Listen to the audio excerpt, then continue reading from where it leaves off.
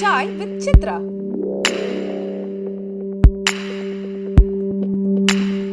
செல்வராகவன் தனுஷை பொறுத்த வரைக்கும் அவங்களுடைய முதல் படத்துலேருந்தே நீங்கள் அவங்களோட பணியாற்றுறீங்க, பல படங்களில் பணியாற்றிருக்கீங்க. அந்த சகோதரர்களோட பணியாற்றிய அனுபவம் இன்னி வரைக்கும் எப்படி இருக்குது? அது மறக்க முடியாத அனுபவம். ஏன்னா ஃபஸ்ட்டு நான் பண்ண சாங் வந்து தொட்டு தொட்டு போகும் தென்றல்னு நினைக்கிறேன். ஸோ அது எடுத்த உடனே அவர் தனுஷ் ஃபஸ்ட் டைம் நான் பார்க்குறேன் அவரை. அப்படி சொன்ன உடனே வெறித்தனமாக ஆடுறாப்புல. அது நம்ம பார்த்துட்டு என்னப்பா நான் இவ்வளோ கூட நினைக்கலையே, ஏன் இவ்வளோ வெளித்தனமாக ஆடுறாப்புல. அவர் வந்து கேரக்டருக்குள்ளே போயிட்டார். புரியுது. அதுக்கப்புறம் நான் செல்வாட்ட சொல்கிறேன், செல்வா இது இல்லைப்பா கேரக்டருக்கு இது கரெக்டாக தான் இருக்கும், அப்படி தான் ஆடணும், கொஞ்சம் எக்ஸ்ட்ரீமாக தான் இருக்கணும் அவன் அப்படின்னா. அப்போ தான் எனக்கு எவ்வளோ புரிஞ்சுக்கிட்டு ஃபஸ்ட்டு முதல்ல ரெண்டாவது படம் நினைக்கிறேன் காதல் பண்ணி, எவ்வளோ புரிஞ்சுக்கிட்டு அதை வந்து கரெக்டாக உள்ளே வாங்கி அந்த எக்ஸ்பிரஷனும் ஆகட்டும் எல்லா விஷயமும் ஆகட்டும் அவ்வளோ சூப்பராக பண்ணுவார். செல்வா என்னன்னா அதோட பயங்கரம். செல்வா ஒரு புருவம் இப்படி மேலே போச்சுன்னா அந்த புருவம் மேலே போடுவாது, கீழே கொண்டு வா அப்படின்றதுல. மூக்கு வந்து இவ்வளோ தூரம் விரியக்கூடாது, மூக்கு நார்மலாக வை, உதறிய எப்படி போகுது இது வரைக்கும் கவனிப்பாப்புல. ஸோ அது போத் ஆஃப் தெம் ஆக்சுவலி செம்ம காம்பினேஷன், ரெண்டு பேரும் சூப்பராக இருந்துச்சு, செம்ம எக்ஸ்பீரியன்ஸு, இன்னி வரைக்கும் மறக்க முடியாத எக்ஸ்பீரியன்ஸ். ஏன்னா அது வந்து ஒரு பெரிய, அதுக்கப்புறம் 7G பண்ணேன் செல்வா கூட, அதுக்கப்புறம் கன்னியூஸாக நிறைய படம் பண்ணேன். ஸோ அதெல்லாம் இப்போ லேர்னிங் எக்ஸ்பீரியன்ஸ் தான் சார். ஒரு டைரக்டர்கிட்டேருந்து எவ்வளோ நம்ம கற்றுக்க முடியும், அவங்களோட தாட்ஸ் என்ன, அவங்களோட இன்புட்ஸ் என்ன, எவ்வளோ அது சாங்க்கு உதவுது அப்படின்றதெல்லாம் வந்து நம்ம வந்து அது as we go ஒரு டைரக்டர்கிட்ட ஒன்று கற்றுக்கிட்டே போயிட்டே இருப்போம். ஒவ்வொருத்தர் ஒவ்வொரு இன்புட்ஸ் கொடுப்பாங்க, எந்த மாதிரிலாம் எமோஷன் இருக்கலாம், எந்த மாதிரி எக்ஸ்பிரஷன்ஸு, தாட்ஸு, எந்த இடத்துல சாங்கை வைக்கிறாங்க, இந்த மாதிரி மூமெண்ட்டில் போய் சாங் வச்சுருக்காங்க செம்மையாக இருக்குது, அந்த மாதிரிலாம் நிறைய நான் கற்றுட்ருக்கேன். It's a very good experience. நீங்கள் தனுஷுக்கு கோரியோகிராஃப் பண்ண சாங்கில் உங்களுக்கு ஒரு பிடிச்ச பாட்டு இது? அது காதல் கொண்டேன் ஃபுல்லாக நான் பண்ணேன், எல்லா சாங்கும் பண்ணேன். அது காதல் கொண்டேன்னா ஆமாம். அதுக்கப்புறம் உத்தமபுத்திரன் பண்ணேன். அதுக்கப்புறம் இன்னொரு படம் அது விழிகளில் விழிகள்னு ஒரு சாங் இருக்கும், அவங்களும் ஸ்ரேயா ஒன்று பண்ணுவாங்க, அது பண்ணியிருக்கேன். நிறைய சாங்ஸ் சுல்லான் பண்ணியிருக்கேன். சரி, அப்புறம் சூப்பராக டான்ஸ் ஆடுற ஆள், அவரும் பயங்கர இன்ட்ரெஸ்ட் டான்ஸ் ஆடணும். அப்புறம் 3 வரைக்கும் நான் பண்ணேன், நிறைய சாங்ஸ் பண்ணேன். So every song is a very good experience for me. ஏன்னா ரொம்ப சின்சியர் டான்ஸரு, எக்ஸ்ப்ரெஷனும் அவரை சொல்லவே வேண்டாம். விக்ரம்ங்க அவருக்கு இணையாக வந்து அவர் சரியாக எக்ஸ்ப்ரெஷன் சூப்பராக கொடுப்பாப்புல, செம்மையாக இருக்கும், கரெக்டாக இருக்கும். So it's been great experience working with all of them. ஒரு குறிப்பிட்ட பாடல் காட்சியை எந்த சூழ்நிலையில் படமாக்கலாம், செட்டில் படமாக்கலாம், அந்த செட் எப்படி இருக்கலாம் அப்படின்றத பற்றிலாம் இயக்குனர் உங்கள்கிட்ட விவாதிப்பாங்களா? கண்டிப்பாக டெஃபினட்டாக கேட்பாங்க. சில டைரக்டர்ஸ் வந்து ஆல்ரெடி டிசைட் பண்ணி வச்சுருப்பாங்க. சில டைம் நம்ம கேட்கும்போது இந்த சுச்சுவேஷனில் நான் கேட்பேன், இதுக்கு முன்னாடி சீன்லாம் எப்படி இருந்துச்சு அப்படின்னு கேட்பேன். இது மாதிரி வீட்டுக்குள்ளே இது மாதிரி சார் இவ்வளோ நேரமாக ஆடியன்ஸை வீட்டுக்குள்ளேயே வச்சுருந்தீங்க, டப்புன்னு வெளில போனால் கொஞ்சம் ஒரு ஃப்ரெஷ் ஏர் கிடைச்ச மாதிரி இருக்குமே, அவுடோர் எங்கேயா போய் பண்ணலாமான்னு கேட்டால் ஆமாம் நல்ல ஐடியா தான் அப்படின்னு அவங்களும் மாற்றிருக்காங்க சில டைம். ஸோ அந்த மாதிரி நிறைய கிவ் அண்ட் டேக் தான் அது சில டைம் அவங்க டிசைட் பண்ணி வச்சுருப்பாங்க, இது மாதிரி பண்ணால் தான் பெட்டராக இருக்கும் அப்படின்னு. சில டைம் நம்மகிட்ட கேட்பாங்க, என்ன மாஸ்டர் உங்கள் தாட் என்ன, இப்படி பண்ணால் பெட்டராக இருக்குமா, அப்படி பண்ணால் பெட்டராக இருக்குமான்னு. அப்போ நம்மளும் நம்ம ஐடியாவை கொடுப்போம். பாடல் காட்சியில் படமாக்குறதுல இன்னொரு முக்கியமான இயக்குனர் பாரதி ராஜா, அவரோடவும் நீங்கள் பணியாற்றிருக்கீங்க. அவரோட பணியாற்றியது எப்படி இருக்குது? மானூத்து மந்தையிலன்னு ஒரு சாங் இருக்குது, கிழக்கு சீமையில் ஒரு சோலோ ஆடி இருக்கு. அந்த மானூத்து மந்தையில் ஆடுவேன்னா, ஸோ அப்போவே அவர் வந்து அவரே ஒரு கொரியோகிராஃபர் தான் ஆக்சுவலாக.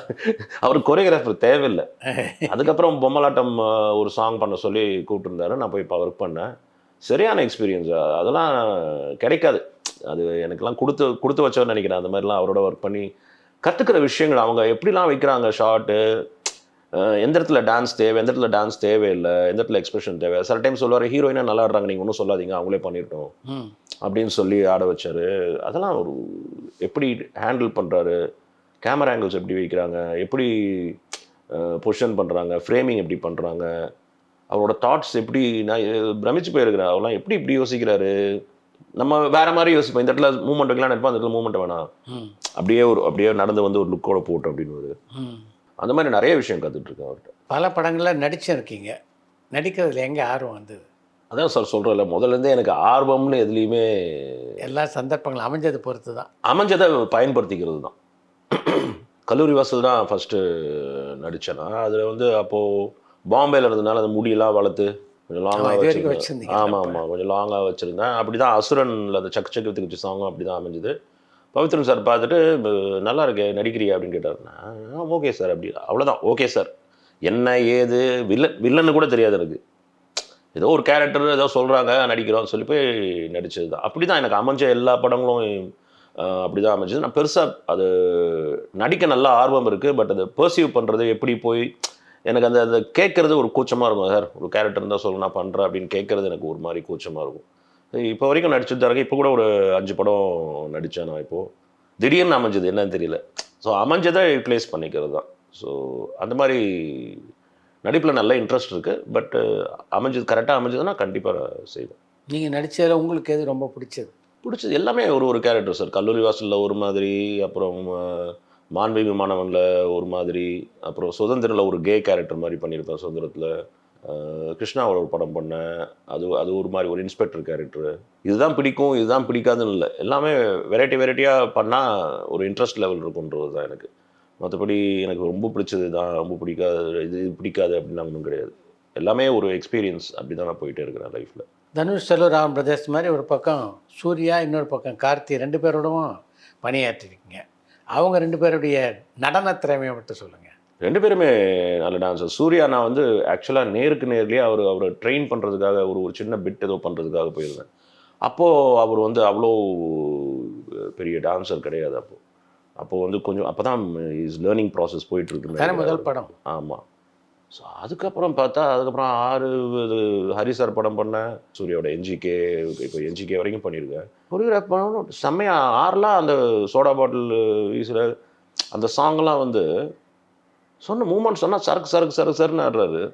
ஐ வாஸ் ரியலி ஹாப்பி.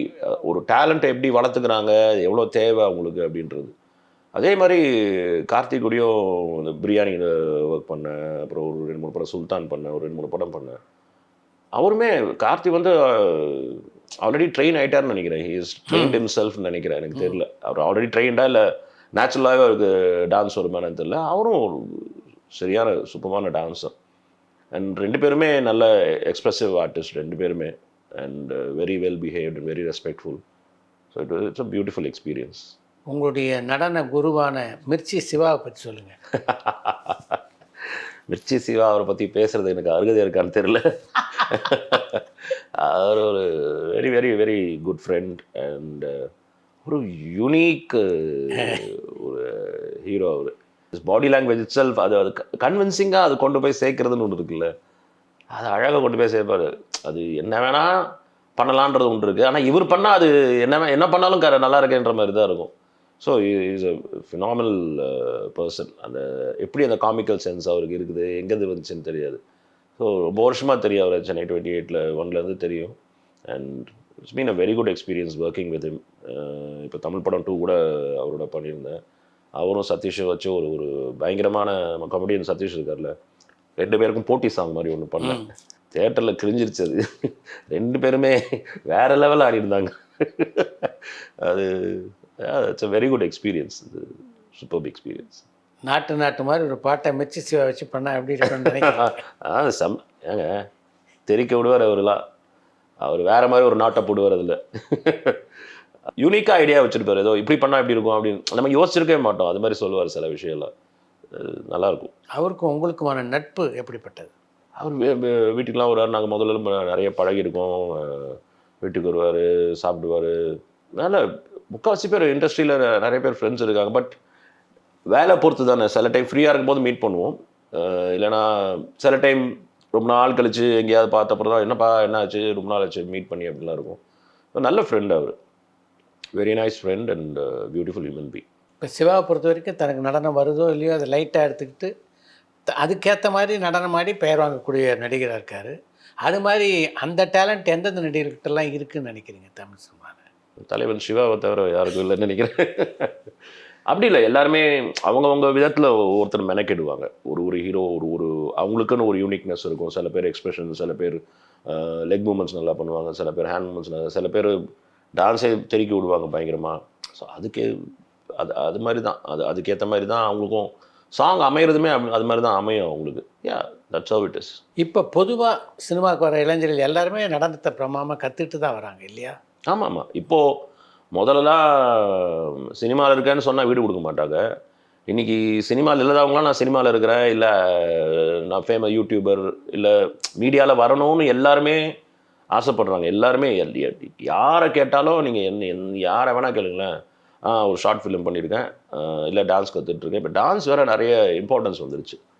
நிறைய ரியாலிட்டி ஷோஸ் வருது, டான்ஸ் ஷோஸ், நிறைய டான்ஸ் ஸ்கூல்ஸ் இருக்குது இப்போது. அது ஒரு ப்ரொஃபஷனாக எடுத்து பண்ணுற அளவுக்கு எல்லாருமே இம்ப்ரூவ் ஆகிட்டாங்க. நிறைய டான்ஸ் ஸ்கூல்ஸ் வேறு இருக்கிறதுனால ஈஸியாகிடுது கற்றுக்கிறதுக்கு. அது இல்லாமல் கிட்ஸுக்கு வேறு ஆக்டிவிட்டிஸ் எதுவும் இல்லாதனால ஒரு ஆர்ட்டு கற்றுக்கிட்டா நல்ல விஷயம் தானே. ஸோ அதனால் டான்ஸுக்கும் நிறைய நிறைய இம்பார்ட்டன்ஸ் வந்துருச்சு. அதே மாதிரி மீடியாவில் வரணும், சினிமாவில் சேரணும், இல்லை அட்லீஸ்ட் ஏதாவது ஒன்று பண்ணணும் மீடியாவில்னு இன்ட்ரெஸ்ட் நிறைய யங்ஸ்டர்ஸ்க்கு இருக்குது இப்போது. உதாரணத்துக்கு சிவகார்த்திகேயன்லாம் எடுத்துக்கிட்டிங்கன்னா மிக குறுகிய காலத்திலேயே பெஸ்ட்டு டான்ஸராக இருக்கார் படங்களில். இல்லை, அவர் அப்போவே நான் ஜோடியெலாம் ஜட்ஜ் பண்ணியிருக்கேன். அப்போ ஒரு ஆங்கராக இருந்திருக்காரு. நல்ல அப்போவே அவர் செல்ஃப் டாட்னு நினைக்கிறேன். அவர் அப்போவே சூப்பராக ஆடுவார். முக்கால்வாசி நீங்கள் பார்த்தீங்கன்னா அந்த கமெடியன்ஸுக்கு பயங்கர டேலண்டடாக இருப்பாங்க. காமெடி பண்ணுறவங்க எல்லா விஷயத்தையுமே பாடுவாங்க. ஜோக்கர் மாதிரி எல்லா விஷயமும் தெரியும். அவர் ஆங்கர் அவ்வளோ விஷயம் ஞாபகம் வச்சுட்டு ஆங்கர் பண்ணுவார், திடீர்னு மிமிக்ரி பண்ணுவார், டான்ஸ் ஆட சொன்னால் டான்ஸ் ஆடுவார், பாட்டு பாடுவார். Is been multi talented definitely. அது இப்போ தான் வெளியில் எல்லாருக்கும் தெரிய வருது. அப்போவே அவர் நல்ல டேலண்டடான ஆள். பல ஷோவில் ஜட்ஜாக இருந்திருக்கீங்க, அந்த அனுபவம் எப்படி இருந்தது? அது புதுசாக இருந்துச்சு. ஏன்னா அங்கே வர்றது ரா டேலண்ட்ஸ் எல்லாருமே. ஸோ அவங்கக்கிட்ட இருந்து நிறைய கற்றுக்கலாம். ஏன்னா புது புது ஸ்டைல்ஸ் சில பேருக்கு வேறு வேறு பேக்ரவுண்ட்லேருந்து வருவாங்க.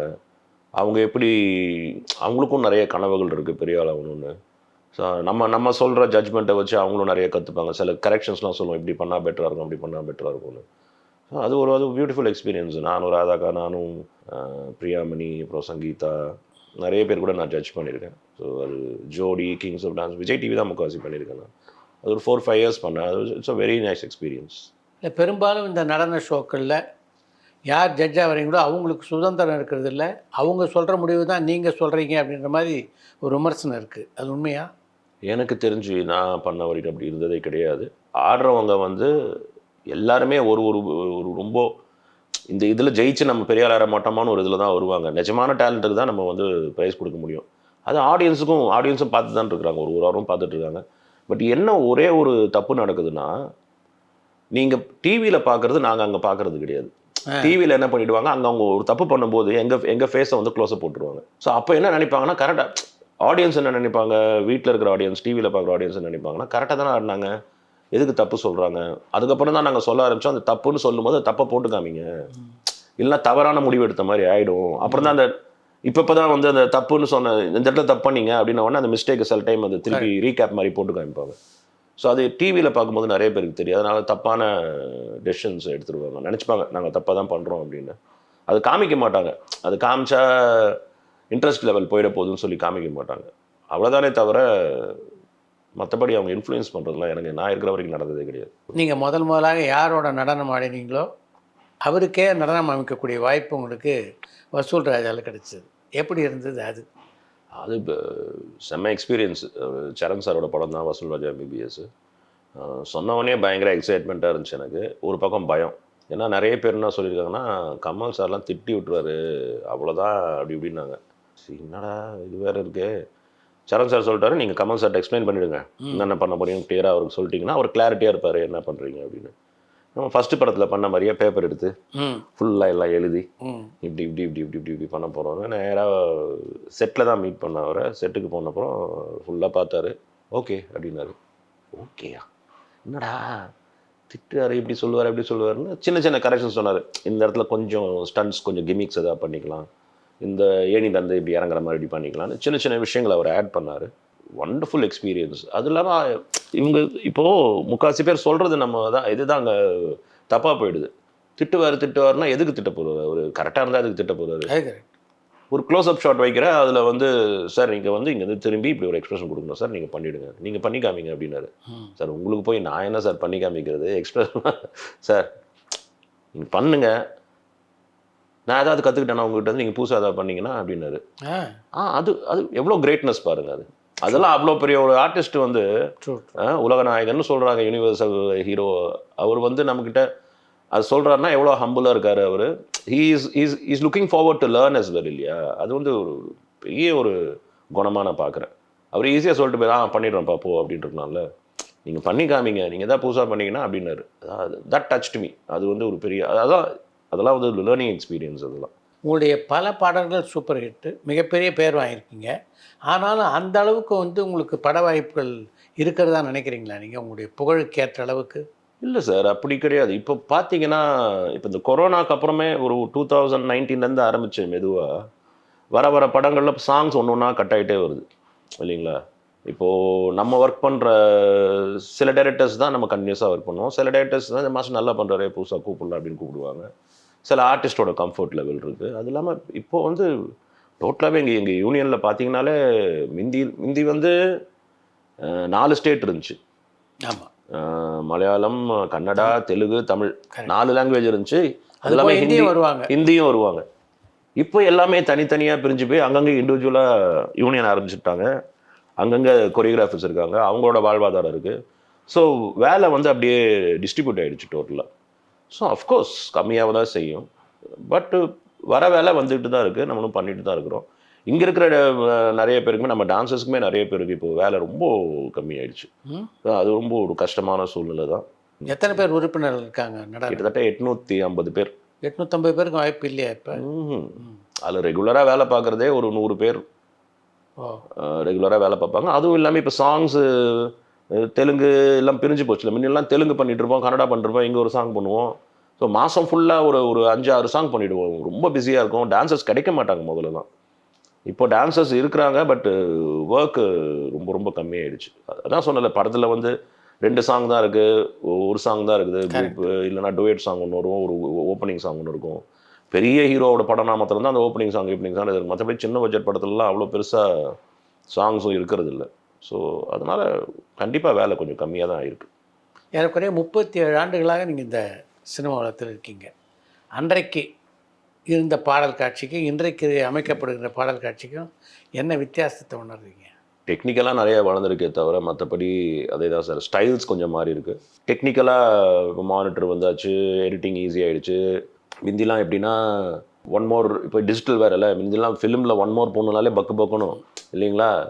காதல் கொண்டேன் பண்ணும்போதெல்லாம் ஒரு கஸ்தூராஜா ஒரு கேன் தான் ஒரு நாளைக்கு 400 அடி தான், அதுக்குள்ளே முடிச்சுங்க. ரிஹர்சல் எத்தனைனா பண்ணிங்க, அதுக்குள்ளே முடிச்சுங்கன்னு. ஸோ அந்த மாதிரி ஒர்க் பண்ணிவிட்டு இப்போ வந்து டிஜிட்டல் ஏஜ் வந்துருச்சு.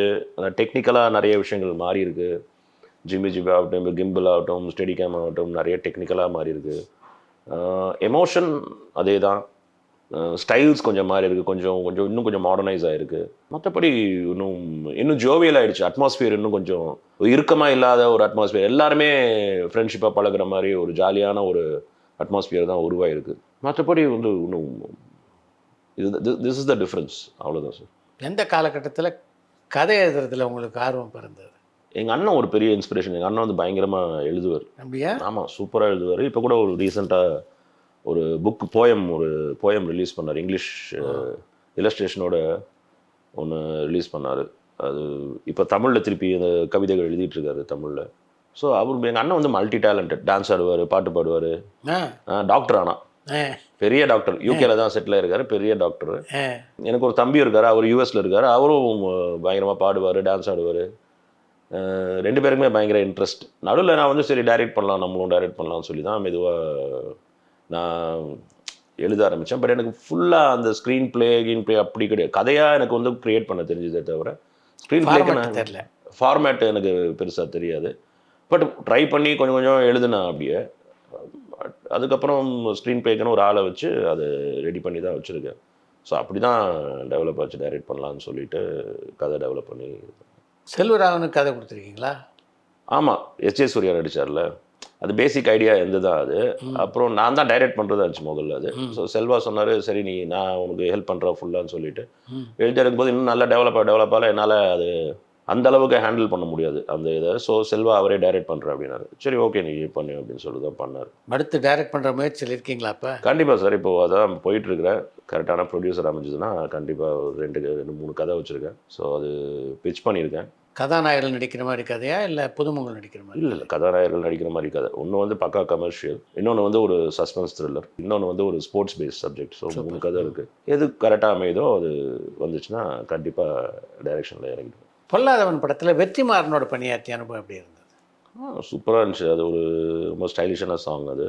வெற்றிமாறன் ரொம்ப ரொம்ப இன்டென்ஸ் டைரக்டர். நிறைய டீட்டெயிலிங் அதெல்லாம் பண்ணுவார். பட் இது வந்து ரொம்ப நல்ல கிளப் சாங்கு, ஒரு மாதிரி மாடர்னாக ஒரு ஆல்பம் சாங் மாதிரி இருந்துச்சு. ஸோ அவர் ரொம்ப very humble, very professional director. So அது ஒரு சூப்பரான அனுபவம். யோகி பி வீரால வந்திருப்பார் நடுவில். It was nice. நீங்கள் கொரியோகிராஃப் பண்ண படங்களில் வித்தியாசமான ஒரு திரைப்படம் 1000 ஒருவன். 1001 வந்து இது சரியான எக்ஸ்பீரியன்ஸ் தான் சொல்லலை. செல்வா யோசிக்கிறதே ஒரு மாதிரி டிஃப்ரெண்ட்டாக தான் யோசிப்பார் செல்வராகவன். 1001 அங்கே ராஜஸ்தானில் போயிட்டு அது ஒரு வியர்ட். அதான் எனக்கு அங்கே செல்வராகவன் என்னென்னா அவர் ஆல்ரெடி கன்சீவ் பண்ணி வச்சுருப்பார். எனக்கு இந்த மூடில் தான் வேணும், இந்த மாதிரி தான் இருக்குது. சுச்சுவேஷன் புதுசாக கொண்டு வருவது அவர் கொண்டு வருவார், அழகாக கொண்டு வருவார். அது செம்மையான எக்ஸ்பீரியன்ஸ். அது ரீமா சென், கார்த்தி, ஆண்ட்ரியா 3 பேரும் ஆடிருப்பாங்க. நல்ல எக்ஸ்பீரியன்ஸ். அதில் வேறு நிறைய சிஜி ஒர்க், விஎஃப்எக்ஸ் வேறு ஒர்க் வேறு இருந்துச்சு. ஸோ அதெல்லாம் இமேஜின் பண்ணி கரெக்டாக எடுக்கணும். Nice experience. நீங்கள் இந்த சினிமா துறைக்கு வர்றது உங்கள் அப்பாவுக்கு முதல்ல உடன்பாடு இல்லை. எந்த காலகட்டத்தில் அதை அவர் அப்ரூவ் பண்ணார்? நான் கொஞ்சம் கொஞ்சமாக சம்பாதிச்சு வீடு, தம்பி படிக்கணும், அது இதுன்னு வீட்டுக்கு ஹெல்ப் பண்ண ஆரம்பித்து ஓரளவுக்கு கொஞ்சம் ஸ்டேபிள் ஆனப்புறம் அப்புறம் கொஞ்சம் பேர் வர ஆரம்பிச்சிது, நேம் வர ஆரம்பித்தோன்னா மெதுவாக டான்ஸ் மாஸ்டர் ஆனப்புறம் அப்படியே நேம் வர ஆரம்பிச்சிது கொஞ்சம் கொஞ்சமாக. அப்படின்ன உடனே அவர் தெரிஞ்சிருச்சு இவன் கரெக்டாக தான் போயிட்டுருக்கான். அவருக்கு சினிமானா சுத்தமாக பிடிக்காது. அவருக்கு பிடிக்க பார்க்க மாட்டாரா? படம் பார்ப்பாரு, படம்லாம் ஜேம்ஸ் ஹாலிவுட் படம் வரைக்கும் பார்ப்பாரு, அதெல்லாம் பார்ப்பாரு. பட் சினிமாவில் இருக்கவங்களாம் அவ்வளோ சினிமாவில் போனால் கெட்டு போயிடுவான் இவன், அந்த ஒரு எண்ணம் அவருக்கு. மற்றபடி ஒன்றும் கிடையாது. பட் அவர் பார்த்தாரு, பார்க்க அவருக்கு தெரியுது பையன் நல்லா தான் சம்பாதிக்கிறான், கரெக்டாக தான் இருக்கிறான்றது தெரிய போகுது. எனக்கு நேம் வர அவரும் பையன் பண்ணது தான் அப்படின்னு கொஞ்சம் அவருக்கும் அப்புறம் போக வயசாக அவருக்கும் கொஞ்சம் புரிய ஆரம்பிச்சிருச்சு. நிறைய புரிஞ்சாருன்னா அவர் பெருமையாக பேச ஆரம்பிச்சிட்டாரு. ஸோ அது ஒரு பெரிய ஒரு சந்தோஷமான விஷயம். ஏன்னா அப்பா அம்மாவோட அப்ரூவல் இல்லாமல் ஏதாவது ஒன்று பண்ணோன்னா அவங்களுக்கு மனசு கஷ்டமாகவே இருக்கும்ல. பட் அதுக்கப்புறம் அவருக்கு புரிஞ்சு ரொம்ப பெருமையாக பேசுவார். அது ஒரு ரொம்ப ரொம்ப சந்தோஷமான விஷயம். இந்த 37 வருட பயணத்தில் உங்களுக்கு பல மகிழ்ச்சிகரமான தருணங்கள் இருக்கும், சில சமயம் சங்கடங்களையும் இந்த சினிமாவில் கொடுத்துருக்கோம். எப்படி இருக்குது இந்த பயணம் உங்களுக்கு? பயணம் தானே சார் முக்கியம். டெஸ்டினேஷன் எங்கே நம்ம போய் சேர போகிறோம் தெரியும். எப்படி இருந்தாலும் இப்போ இசிஜி போய் பார்க்குறோம்ல, அதில் கிராஃப் வந்து இப்படி இருந்தால் தான் நம்ம உயிரோடு இருக்கோன்னு அர்த்தம். ஒரே மாதிரி இப்படியே நேராக இருந்துச்சுன்னா நம்மளுக்கும் போர் அடிச்சிடும். ஏற்ற இறக்கங்கள் இருந்தால் தான் நல்ல விஷயம். ஸோ அதை வந்து நான் அக்செப்ட் பண்ணிக்கிட்டேன், அவ்வளோதான். அது இறக்கம் இருந்தாலும் சரி, ஏற்ற இருந்தாலும் ரொம்ப ஆடுறதில்ல, இறக்கம் இருந்தால் ஓன உட்காந்து ஆடுறதும் கிடையாது. சரியாயிடும். ஏற்ற இருந்துச்சுன்னா பயங்கரமாக ஹை ஆச்சுன்னா இது நிரந்தரம் கிடையாதுன்னு தெரியும். ஸோ அப்படி தான் லைஃப்பில் ட்ராவல் பண்ணிகிட்ருக்கேன். ஸோ நிம்மதியாக இருக்குது. நான் சந்தோஷமாக இருக்கிறேன்றது வந்து அது நிரந்தரம் கிடையாது. நிம்மதின்றது நிரந்தரமாக இருந்தாலே போதுன்றது நினைக்கிறவன் நான். So I'm very peaceful and அதுவே பெரிய ஒரு சந்தோஷம். எனக்கு பீஸ்ஃபுல்லாக இருக்கிறதே சந்தோஷம். உண்மைதான். அதுதான் சார். என்ன கோல் கல்யாணுக்கு நெக்ஸ்ட்? கோல்னு ஒன்றும் இல்லை. இப்போ டைரக்ட் பண்ணணுன்னு ஆசை. ஸோ அது நல்ல சான்ஸ் ஒன்று கிடச்சிதுன்னா கண்டிப்பாக டைரக்ட் பண்ணுவேன். நடிக்கணும்னு நிறைய ஆசை. யூனிக்கான கேரக்டர்ஸ் பண்ணணும், வில்லன் பண்ணணும், நெகட்டிவ் ஷேட்ஸ் இருக்கிற கேரக்டர் ஆர்டிஸ்ட் இது மாதிரி நிறைய பண்ணணும்னு ஆசை. ஸோ அது கொஞ்சம் கொஞ்சமாக நடந்துகிட்ருக்கு ஒரு சைடில். மற்றபடி நல்லா நிறைய ட்ராவல் பண்ணுவேன். நான் வேர்ல்டு ஃபுல்லாக நிறைய கண்ட்ரிஸ் ட்ராவல் பண்ணியிருக்கேன். அண்ணன் தம்பி 3 பேரும் அப்படியே ஜாலியாக வயசான காலத்தில் ஜாலியாக ட்ராவல் பண்ணணும். அதுக்கேற்ற மாதிரி இன்னும் கொஞ்சம் சேர்த்து வச்சுட்டா பெட்டர்னு நினைக்கிறேன். அவ்வளோதானே தவிர வேறு ஒன்றும் பெரிய போகும்போது நிம்மதியாக யாரையும் பிரச்சனை பண்ணாமல் ஹாஸ்பிட்டலில் இழுத்துட்டு போகாமல் படுத்த படுக்கையே அப்படியே போயிடணும். அது ஒரு அல்டிமேட் கோல் எனக்கு. அது ஒன்று. ரொம்ப நன்றி. உங்களுடைய அனுபவங்கள்லாம் நம்ம ரசிகர்களோட பகிர்ந்து கொண்டதுக்கு ரொம்ப ரொம்ப நன்றி சார். Thank you so much. பரபரப்பான சினிமா செய்திகள், நட்சத்திரங்களின் பேட்டிகள், சினிமா வரலாறு ஆகியவற்றை பார்க்கவும் படிக்கவும் உங்களுக்கான இணையதளம் tourantalkies.co.